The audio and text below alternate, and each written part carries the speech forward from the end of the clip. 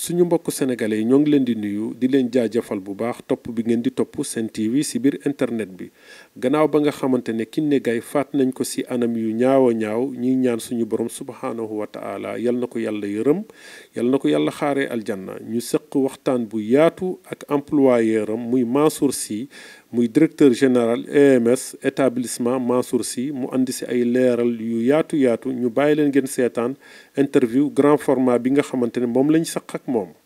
salaamaaleykum sëriñ bi nuyu nañ la ñoo ngi lay jaale bu baax di la masawu coono naqar bi nga xamante ne naqaru sénégalais yépp la di leen jaale bu baax au nom de la Sen TV ñu bàyyi la nga nuyoo nga présenté wu balaa ñu lay laaj ba pare.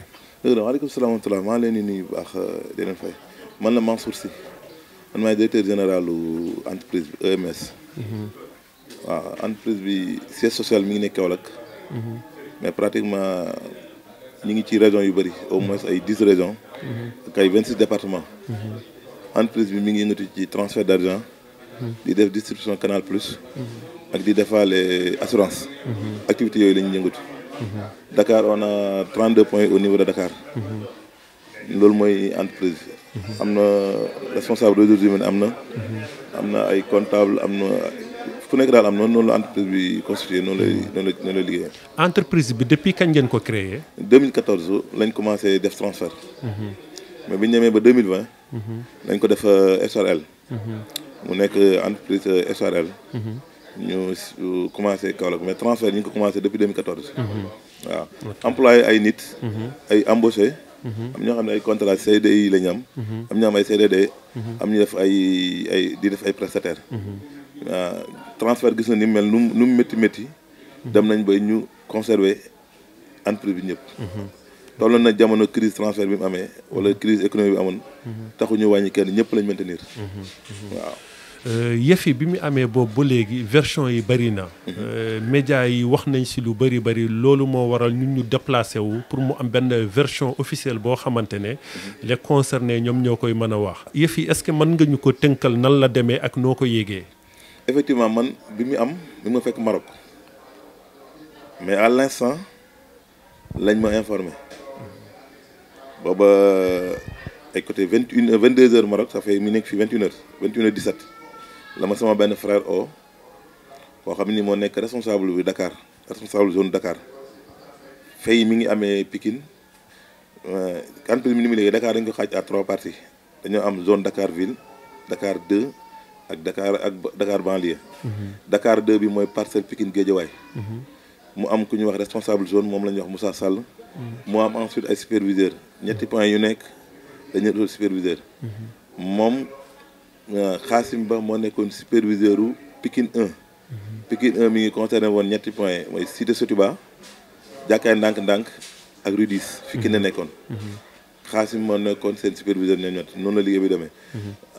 vendredi ay côté 21h17 fii nekk 22h17 Maroc ci la ma sama benn frère o ku ñuy wax Mamor Sy moom lañ oo mu jógee Dakar ñëw gis fay oo mu yuuxu mën na ko calmer lan moo xew mu ne ma Kiné lañ agressé mën na ko Kiné nan lañ ko agressé mu ne ma Kiné dee na benn xaritam ku mu ànda noonu dañu jël téléphone bi ne ma Kiné lañ ki nekk ci gisee bi lañ agressé ba rey ko mën na ko lan mu ne ma waaw sëñ bi su ma la waxee dëgg am na ñu ma fa fekkoon ñoo xam ne ay sénégalais dañoo daje woon Fès.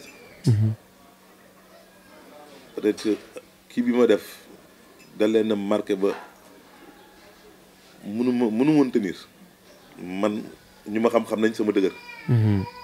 dama am sama benn kii en parenthèse sama jabar dafa gaañu 2017. mu métti lool ci man ci laa jooyoon ci laa natim ci laay mujjee jooy. loolu laa jàppoon. mais lii nii moo gën a diis ci man bee. ke sama soxna la woon dëgg. mais feebar benn moment yàggut mu gaañu après amul benn dëj laa ba léegi nii bu ñu mën a wax bu diis ci man. lu tax bii gën a diis bee. bii fay ni mu demee ku ne dañ ko agressé rey ko mu nekk sa employé. en dehors employé sax liggéey bi am na lu ñu ci mën a wax. mu nekk tamit sama jabaru pap yi ñu boole noonu sa employé ñu rey. mu nekk sa jabaru papa. ba pare ak moom tamit taxawaay bi mu am. mu nekk say liggéey. ñu rey ko sa biir place. day nekk loo xam ne nii man mënuma ko continuer mënuma ko attan. vraiment def naa yëfi xale sax. wala te ñàkk ko mën a attan jooy yuuxu lu ma mus a def lu ma mus a fàttaliku. vraiment dafa diisoon na lool loo xam ne mënuma imaginer ci àdduna dana am. moo tax mu diis métti lool ci man. bi ma ko yëgee mënuma tenir kii bi ma koy di ko wax. moom dafa jaaxle mag la moo ñu mag fuuf. mais moom it mënu tenir. làqatu la def ci biir jooy parce que fee yi kuñ ko wax nga nekk nit ku conscience doo ko attan. toute la journée toute la nuit damay fanaanee jooy mënuma kunti kenn wax ak moom te jooy amut. ba ñi nga xam ne ñi ngi fekkee foofu xamante wuñu.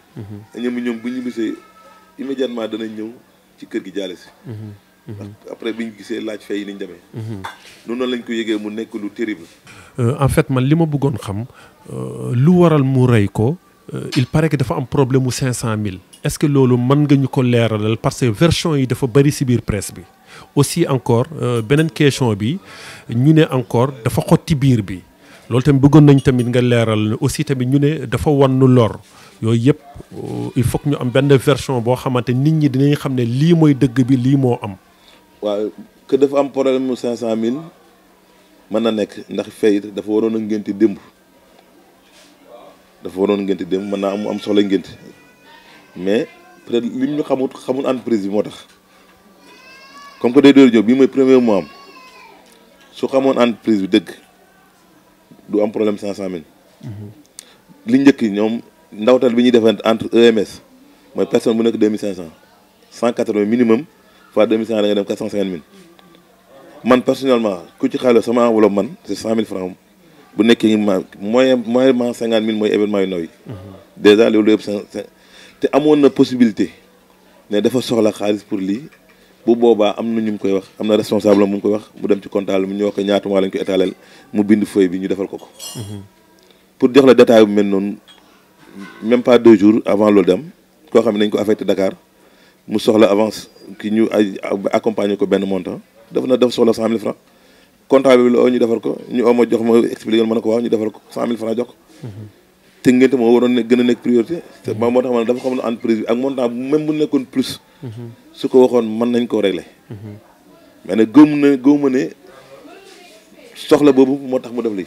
parce que 500000 ay 300000 waru tax rey nit. 500000. 500000 laa wax waru tax rey nit. fekkee nit man dama gëm ne dama yaakaar ne nekkul bi mu koy def fekkee nit ku am conscience. waroo rey nit pour ay 500000. man gëm naa ne bi mu ko def nekkut. beneen bi tamit mooy bu nekk jam-jam yi ba xam dafa xotti biir moom amut. jam na ko dañ ne jam-jam mujj bi ci biir bi la. 37 coups. xoolal loolu 37 coups 37 coups de couteau loolu la ko jam. waaw. loolu. man dama ne nit ku nite est-ce que mën ngaa tim nit sax jam ko. benn paaka ñaari paaka mais 37. ba xam dafa wane lor bi wala man loolu la ma ay collègue am waxoon biñ laay jëkk ji dana confirmé wul loolu mais xam nga entre jigéen am na jigéen ñi biñ déggee mën nañu wax mais. nekkul luñ mën a confirmer exact que ne wana lor bi am na wala déet mais ñun loolu lañ jàppoon ay collègue man bi ñu may informé loolu la may xool xam nga jigéen bu ñu nekk am na ñoo xam ne ñoon loolu la ñoo mais jëkkër yi lim confirmé ak autopsie bi mooy li am wana lor bi moom c'est pas encore confirmé waaw loolu la ñu wax nii ay collègue am loolu la leen jàpp mais exactement nekkul lu confirmé moom nangu na ne moom moo def jëf ji non man personnellement laa wax bi ma nekkee Maroc ñu wax ma laaj sama booy bi Mam Mor ak sama beneen frère bu ñëwoon man maa ne commissaire entendre leen Xaasim munu ma lu tax ma ne ko benn fay bi mu am heure boobu fa la ko war a fekk ni ñu organiser liggéey bi heure boobu fa la ko war a fekk benn lan moo tax fekk ko ñaareel bi man moo ma war a informer moom moo nekk responsable bi fay amee te informé wu ma boole ci ma oo ko toute la nuit jëlu ma la lendemain ma oo ko jëlu ma man maa ne commissaire il faut ñu entendre kii munu ma envoyé ma numéro maa ko envoyé numéro te effectivement man bi mu ñëwee tamit ñu continuer enquête yi ñu toog ci diggante fi ñu doon Pikine fan li ñuy wax yàlla bu loolu na la li ñuy wax ne un crime n'est jamais parfait bi mu joxee Kiné xaalis dafa foog ne Kiné bind ko wala bi muy def crime bi Kiné arrêté gut bien vrai arrêté gut mais am na lu mu bind ci journée bi xaalis bi ñu ko joxoon moom superviseur bi jour bi dafa nekk 5 millions 500. boo xam ni comme liggéey bi ni muy demee boo soxlaa xaalis sa élément nga abal sa responsable zone. moom li mu ko abaloon da ko abaloon 9 millions. bi mu ñëwee bi ñu enquête maa ne ko bala ñoo continuer enquête bi il faut moo xam exactement xaalis bi nekkoon ci kees xam li ñu yóbbu ñaata la. bi mu ne ma jox naa kay 3 millions 500 ma ne ko d' accord kay confirmé ko ma ne kon des na 5 millions 500 non man maa ne ko ñaar nga jox kii ne mu ne ma 3 millions 500 ma ne ko warul nekk loolu de 5 millions 500 mu ne effectivement 5 millions 500 laa ko jox. ma ne ko kinne bindul loolu. ma ne ko kinne 2 millions la bind nga moom nga ko jox. mu ne ma noo kinne arrêté wut mais ma ne ko bind na loolu. kay bi mu bind moom dafa am kay bu mu bind ñoom ñëpp noonu lañ leen jox agenda journalier. boo xam ne da ngay bind rapport yi ba pare envoyé ñu ko. kinne dafa bind xaasim 2 millions. ma ne ko kon yow 2 millions nga jox kinne. ma ne waa ji ci jour bi écart bi xaalis bi nga xam ne moom ci responsable nekk am na écart 3 millions 500. waaw 3 millions 500 boobu kenn xamul fu mu dugg. pour ñu montant bi exact bi dama ne enquêteurs yi montant exact mënuñu koo xam mais 3 millions 500 yi jàppal. loolu moom wóor na il faut loolu moom loolu wóor na ma ne il faut le lendemain lundi ñu jot rapport bi mu liggéey vendredi. capital am xam nañ ko. 3 millions 500 yi mi ngi noonu 5 millions 500 yi mu ngi ci moom bu ñu defee rapprochement yi. dañuy xam cap exactement montant bi ñu déduire ci lim liggéey loolu mooy montant bi manque exact. wax nga ni ngeen di recruter am na ay CDI am na ay CDD mais waa ji ban base ngeen ko recruter. recrutement bi ñu def ñun rarement la ñuy jëlee CV. bu nekkoon CV on a ay tonnes. lu ëpp 150 CV ñi ngi tegu. classeur da nga jël classeur ba mu fees nga tegaat. comme que dañ ne problème xaalis la te fii sa xaalis bu xasee ba dem boo amul sens yi yaay ñàkk. parce que dañ cee rencontré yu bëri. il faut ñu am CV ak recommandation. kii ñu bëri dañoo jàpp ne dañ ko jël nii dañ ma ko recommandé ki ma ko recommandé dañoo bokkoon ak moom nekk Cofina microfinance. ñëpp xam nañ ko foofu la nekkoon ak ñoom. waa ji dañoo waroon a li ñu boole dañoo waroon a def benn logiciel pour entreprise bi ni ñuy liggéeyee. ñu recommandé ak moom parce que Cofina la yokkoon moo yoroon seen serveur bi loolu. ñuy waxtaan bañ pare. moom tamit mu d'accord sax ci ñun principe bi ñu liggéey mu ne vraiment ni ngeen liggéey nii la jaar na yoon li des mooy ñu am élément yëpp pour mën leen defaral benn logiciel. bi ñu demee nag ba pare dana ma am naa sama benn copain boo xam ne moo nekkoon Cofina contrat am dafa jeex. te moo yoroon transfert bi. aussi soo mën a fekk boobu dañoo soxla superviseur ma ne ko comme que def na Cofina def transfert. dana mën nekk superviseur bi. ñu boole ko ak superviseur bi mu war a remplacer mu former ko. ba ci mois bi ci la jël service. noonu la ñu recruter ñun duñ basé wu ci CV kese da nga am CV am recommandation. mosuñoo jël kenn te amuñu recommandation ak CV. peut-être ki ñu ko jox il s'est trompé ba indi ñu ko wala xamutoon fee yi am. ba boole mais CV bi ak casier judiciaire bi yëpp lañ boole ak recommandation yi door koy jël. moom 1 mois rek la fay soog a def. jéye bi mois bii nii mooy premier mois am. mois bii nii mooy premier mois bii nii la ñëw ci fin bi ñu formé ko. mois bii mooy premier mois am. liggéeyu xaalis ngeen di liggéey est-ce que mesure de sécurité yi si war yëpp caméra surveillance aussi ak vigile si porte bi genre yooyu apparemment doo leen entreprise bu ndaw est-ce que yooyu yëpp jël ngeen ko en compte. technicien bi war a mën nga ko gis léegi mi ngi fi nii dem nañ ba juba ba mu def facture proforma yi place yu des amutoon am na yu am yi amutoon moo des dem nañ ba juboo ci prix 200 000 par place moo war a installer yëpp caméra surveillance am. mais jàppoo ne bu amoon vigile lii mënoon na ñàkk. non xam nga bu amoon vigile 18 heures bu àcc lii bu amoon vigile mën naa am sax su fekk vigile ngi ci biti parce que kii dafay liggéey ba 18 heures mu arrêté tëj buntam pour nga accès ci moom il fallait nga tijji nga dugg ba ci biir buntu porte centrale bi da nga tijji ñaari porte nga tijji porte centrale bi. dugg ci mu ubbi 4 portes. place yu ñuy liggéey ñun dañoo xam li ñuy liggéey xaalis la ñuy liggéey du ñàkk ndog am yu mel nii mais sécurité moom dañ ciy veiller bu baax. gis nga place yi nga xam ne dañ ko liggéey sax di douter ci ñoom dañ leen defal grille de protection. en dehors liggéey bi ñu ko aménagé ba pare ba nga xam ne am na sécurité dañ koy defal grille de protection nga xam ne boo yoree fer boo yoree weñ doo yore dara doo mën a am accès ci moom. problème yi ñu jànkoonte pour manque de sécurité yi nga wax dañu la place bu ñu liggéey. sécurité maximale la ñuy jël. bien vrai que mën naa am bañ a am vigile. mais place boo def. nga defar mesures yi nga war a def ci sécurité. ba pare defar grille de protection pour sécuriser ko. loolu vraiment tey jii nii ki ne fi mu nekkoon kenn mënu koo agressé ku dut ku fa xam ku fa bokk su liggéey ba 18 heures bay arrêté porte centrale bi lay tëj pour nga ñëw fëgg ko da ngay nekk yow nga xam ne ci biir nga bokk moo xam ne yow la mu doon la ubbil c'est normal te loolu tamit c'est normal comme que yow yaay supérieur am man bu ma fa demee bëccëg pour ma am danaa jox ma caabi ñetti porte ñeent laay ubbi damay taxaw ci biir ubbi ñeenti porte doo am accès ci moom fi crime bi amee kon vraiment bu mu nekkee problème sécurité wax dëgg yàlla am na waaw gis nañ ni weekend bi crime bi yamul si moom rek donc bari na ñu rey si biir weekend bi quoi est-ce que yow bokk nga si ñi nga xamante ne da ngay bëgg peine de mort ñu andi ko fii si biir Sénégal gis nga dañuy xool benn mooy boo weddee l'islam bu l'islam attee nga def sa atte bopp li la ciy teg li la ci fekk mooy xoolal yëpp li nga xam ne l'islam dafa teg atte nit ñi tegaateen atte bopp xooleen après ampleur yi mu am beneen bi moo jëlal mesure xoolal dëkk yi am li l'islam atte dëkk yi koy atte nga xool boo demee lu mel ni Arabie Saoudite nga dem lu mel ni Dubaï Maroc bi moo jógee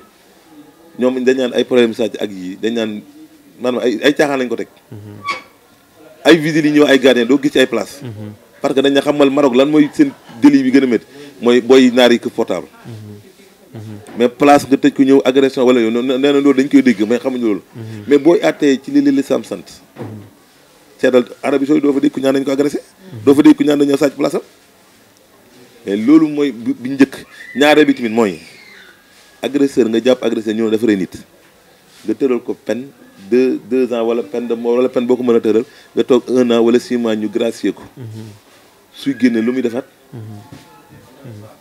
yooyu moo fi am ñii rey nit ñi ñu leen di baal benn bi mën naa am yaa ko tey wala am na nekk sa nature ñu nga rey nit ñu baal la nga ñi ngi mel ne Pikine koo xam ne dafa rey nit ñu bàyyi ko 6 mois ñu bàyyi ko mu daal xaritam yu mel noonu moo fi am boo xam ne kon yow daal boo sañoon peine de mort ñëwaat peine de mort lañ fa war a indi ku rey nit ñu rey ko ku agressé ku jam nit li lislaam ne gis nga li du pays islamique mais dañu am na loo xam ne nii nit ñi ñoo war a xool ñii di ko appliquer lañ am ban résultat lañ am ak yow bi ngay def ban résultat nga war a am boo xoolee ne lii lislaam ni nga santaan am na ñu ko doxal loolu amu fa yow li bi ngay appliqué bi nga teg fu mu toll ba pare tamit pourquoi rey nit yow ñu bàyyi la ngay dox te nga tey rey nit peine de mort lañu war a ku rey nit tey ko ñu rey la beneen bi mooy problème mu nit def délit dañ la war a attee li yoon tëral mais war ñaan ay preuve yi yow jox nañ la xaalis wala ñu doon liggéeyloo nga détourné xaalis ba ñu naan amoon ay preuve wala amuñ ñu wala ñu bàyyi la nga dem wala ñu naan noo mën a fayee jox la xaalis nga jël xaalis bi sànq ñu naan noo mën a fayee yooyu ñooy kon ne délit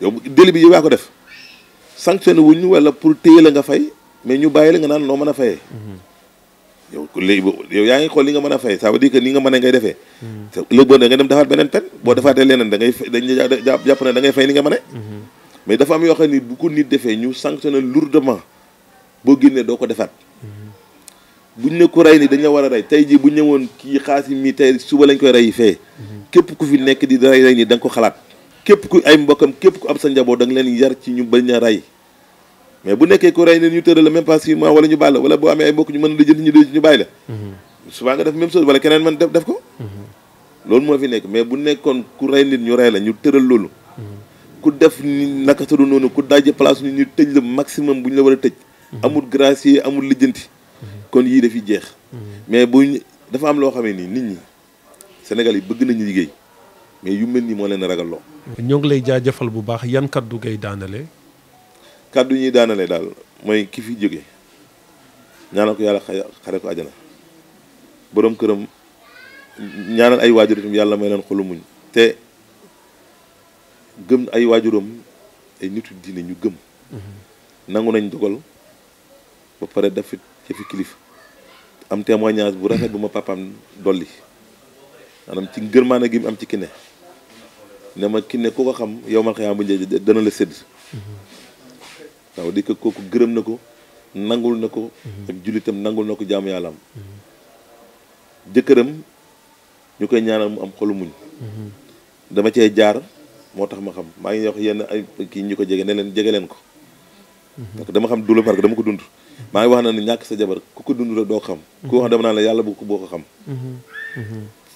ku mel ni kooku ku mel ni man ki ma ñàkk ku mel ni moom nga xam ne nit ñoo xam ne dañoo baax dañ lay soutenir sa jëkkër fu ñu toll di la soutenir moralement di la soutenir financièrement jëkkëram topp Habib ngir am beneen bi ñu wax tamit problème kii affinité bi mu amoon yaayam maa ngi wax yaayam naan ma yaayam muñal man lu may liggéey di sonn yaa tax ba vendredi bi muy xëy mi naan yaayam am na xaalis bu mu la bàyyi ci bitig bi kon ñooñu ñàkk nañ mais nag yàlla moo yor lépp moo mën lépp yàlla na yàlla wuutul leen yàlla na yàlla may xolu muñ fi ñu tëralee daal di fi kii mooy état bi nañ ñu dimbale na dimbale population bi dafa métti insécurité bi dafa bëri leneen li nga xam ne dafa bëri mooy mais suumee yi attee nit gars yi jaar lijjanti bàyyi ko mu génn loolu dafa bëri nañu ci état bi dimbale nañ ñëpp yem ku tooñ ñu ne yaa tooñ ñu atte la ci yoon lu ñu la war a condamné ñu ko na nga pirte ko loolu daal moom dama ci interpellé état bi ak ñëpp ñu ci mën a dox ay ONG ku ci mën a dox nañ ci dox ku def naka su noonu ku rey buñ la yoon gis nga yoon yi nit ñi tëral ay nit ñoo ko tëral dañu juum nañ ko indi peine de mort ku rey nit ñu rey la ku jam nit paaka ñu jam la ku sàcc alalu jaamu tey ko lu ñu xayma sàcc ba nam toll bu war a dagg loxo ñu dagg ko buñ ko doon def benn ñaar yi jeex nit ñi liggéey argent facile dafa yomb nit tëdd ba guddi nga dem dajji place jàmbur da jël fa 2 millions jàmbur dem dafa yomb jël 5 millions dafa jàmbur nit doom ba nga agressé ko jël xaalisam xoolal li ñu wax ni ñun ci domaine bi ñu nekk sama benn xarit boo xam ne ñoo bokk bi ñu li ñuy liggéey ñuy ramassé agressé moto bi jël 26 millions même pas 3 mois loolu dafa yomb ci réew mi bu nekkoon ku def loolu bu ñu la jàppee sanctionné la lourdement kenn du ko def li ñu fii daal la ñuy terminé mooy état bi nga xam ne moo ñu def ñun ñëpp te dimbale nit ñi ci sécurité nañu dimbale ci ñiy liggéey ñu taxawu leen tey jii li may wax nii bu nekkoon ñun dañoo fëte lourdement yoon day dal suñu kaw employé donc boo leen jëlee sax lu dul yoon dal sa kaw kon ñun ñi ngi liggéey tamit di supporter nañu soutenir am na ñoo xam ne li ma la wax bëgg nañoo liggéey bëgg nañ mais dañoo wóoluwut loolu daal la ñuy ñaan état bi dimbale ñu ngir yàlla dimbale nit ñi sécurité dimbale nit ñi teg atte nit ñi atte yoon dimbale nit ñi tamit kuñ atte am na benn maara bu may terminé bu daan am yenn délit yi am nii suñ ko laajee day laaj moom bu ko leeree na moom taalibe bi moo tooñ du intervenir bu leeree na taalibe moo tooñ du intervenir day toog wala mu toog ba nga xam ne dossier bi avancé na mu door dem nga xam ne bu demee dañ ñaan ko dossier bi avancé mënatu ci dara mais noonu la war def mais marabu yi tamit nañ wax ak ñoom da nga yor sa taalibe mu def naka sudd noonu nga dem ñaan intervention ñu bàyyi ko yooyu dafa bëri li ñu war a wax nag wax dëgg yàlla loolu moom nekk ci réew mi nañu dimbali ngir yàlla réew mi tegu ci yoon nit ñi mën a liggéey ñiy liggéey ñi investir mais lii de tànk jógu fi duñ ñam fenn kàddu yi daal laa doon jeexale asalaamaaleykum wa rahmatullah Serigne Mansour ñoo ngi lay jaajëfal bu baax di la jaale bu baax am nañu satisfaction question yi nga xamante dañ la laaj nga répondre ñu vraiment leer na di leen jaale bu baax salaamaaleykum wa rahmatullah jërëjëf aleykum rahmatullah ñu leen jaale baax lii de ma ne woon sax duñu def ay interview mais il fallait ñu wax parce que il faut moo tax ma ne RH bi nekk fi mi ngi dem man ne bu nga amee intervenir foog ngeen wax parce que il faut comme que ñun la il faut ñu wax leeral exactement li xew nekkuñu entreprise boo xam ni dañuy recruter ay nit am ay CDD CDI am ñu defal ay prestataires di verser IPRES caisse sociale di verser IPM xoolal li ñu jàll ni temps yi passé crise bi fi am nii dañoo demoon ba ñu dañuy wàññi bi ñu demee ba ci inspection du travail dañuy il faut ngeen wàññi ma ne ko non mënuñoo wàññi élément ñu ne wàññi salaire ñu ne duñu wàññi salaire minimum ma ne ko minimum bi sax àgguñu ci parce que am na ñuy jot plus mu ñu ne ñu loolu wàññi ci lañ commencé di augmenter point de vente yi pour ñeneen ñu détaché leen mais kuy am loolu ñu def noonu il faut minimum boo xam ne ñun demandé wuñu financement état maanaam li ñu investir ñu am sécurité ñi def détournement interne ñu mën leen teg ci yoon xoolal ko def détournement ñu dem jàpp ko enquête ñu nangu ko ñu condamné ko 6 mois pour mu fay 6 mois jot fayut mu demandé waat intervention ñu dem condamné ko pour mu fay par moratoire nu mën a fay loolu fu mu jëm xoolal comme li ma wax exemple beneen ko dem détourné ko dem agression jël 26 millions su nekkee entreprise bu ndaw day daanu li ma la wax ne buñ protégé wu yenn entreprise ci daanu lañ jëm mooy comme nii rek nañ ñu dimbale ñiy liggéey di góorgóorlu di investir di jël ay nit di embauché ay nit ñu dimbale leen protéger leen ku waxuñu ñu protéger ku nekkul yoon mais ñi nga xam ne ñi ngi investir nekk ci yoon ñu protéger leen ñi ci liggéey kenn demande financement état li ñu demandé mooy minimum sécurité bi nga xam ne yoon la ñu te bala ngaa gis yenn autorités yi wala nga dégg leen mooy ñu ne patente jot na nga dégg mairie yi wala ñuy wàcc bala ngaa déggaat ñu ne impôt jot na nga gis ñoom ñu wàcc jël xaalis wala ñu ne publicité ñu wàcc daaj yi place bi dañuy tëj place bi def nga kurti fay mais nag comme que ñu ngi def loolu minimum bi ñu war a am nañ ñu ko dimbale jox ñu ko tey ji bu sécurité bi doyoon yi du am loolu daal la ñuy tere ñi ngi jégalu kàddu yi bëri na mais mënut ñu woon ñàkk wax moo tax ñu ne ñun ñi ci bokk foog ñuy wax pour ñu leeral fee yi am mu nekk fee réel yi yii ñi la gars yi jox mooy yu mënul lenn mënul dindi mais bëri na yu ñuy jàlle ci presse yoo xam ne vraiment demewul noonu leer na lu mënul ñàkk la ñoo ngi lay jaajëfal bu baax jërë ngeen suñu mbokk sénégalais yi ñoo ngi leen di jaajëfal bu baax Sen TV moo déplacé wu ñëw waxtaan ak les concernés pour ngeen gën si am lu leer di leen jox dig daje si yeneen i reportage